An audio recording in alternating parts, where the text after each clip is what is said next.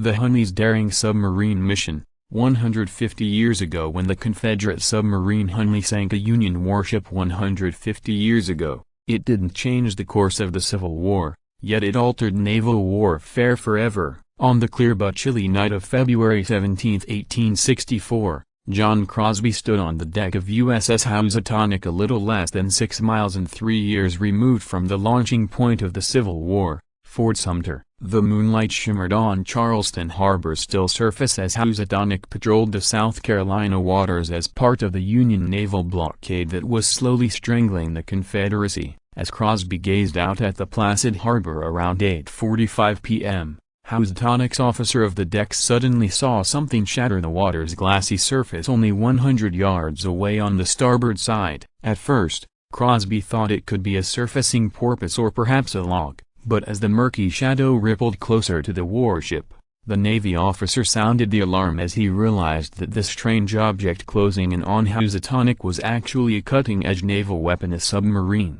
Based on information gleaned from Confederate deserters, Union ships had been on alert for undersea vessels lurking in Charleston Harbor. Only 4 months before, USS New Ironsides had been partially damaged in an attack by the semi-submersible CSS David, and this windless, moonlit winter night offered perfect conditions for operating the approaching submarine, H.L. Hunley. As all hands raced to their stations on Housatonic, 7 Confederate sailors inside the primitive submarine turned a hand crank that powered the propeller as another man steered toward the 1,240 tons loop of war. Even if they hadn't been bearing down on a mighty warship, the 8 men were already undertaking a dangerous mission simply by being inside the submarine that had already claimed the lives of 13 men, including its inventor. During training exercises, the undersea vessel had been privately constructed in Mobile, Alabama, based on the plans of marine engineer Horace Lawson Hunley. Although Crosby initially thought he spotted a porpoise,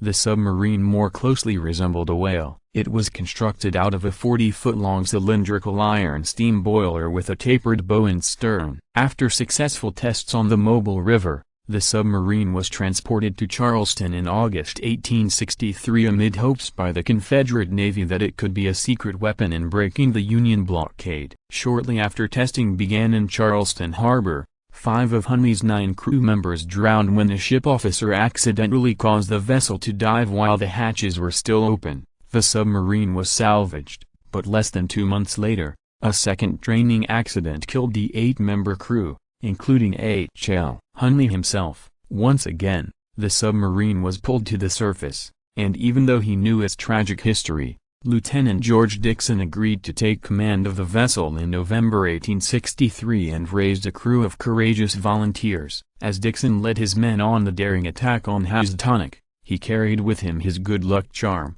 a bent gold coin that had saved his life by slowing a bullet that wounded him 2 years before at the Battle of Shiloh. Although Confederate PGT, Beauregard had instructed Dixon to remain on the surface during any attacks, given Hunley's previous accidents, most of the submarine still remained below the water line as it moved so close to Housatonic that the warship's 12 cannons were useless. The captain and crew fired their rifles and shotguns in a futile attempt to halt the approaching vessel, but the bullets merely bounced off Hunley's armor as a spar torpedo mounted at the end of a 16-foot rod that protruded from the submarine's bow struck the warship. The spar tore into Housatonic's starboard quarter near its powder magazine, and the rebel torpedo laden with 135 pounds of gunpowder exploded. Housatonic took on water immediately, and within minutes it was a loss. The first warship to have ever been sunk by a submarine. Most of Housatonic's 155 crew members saved themselves by launching lifeboats or climbing the rigging,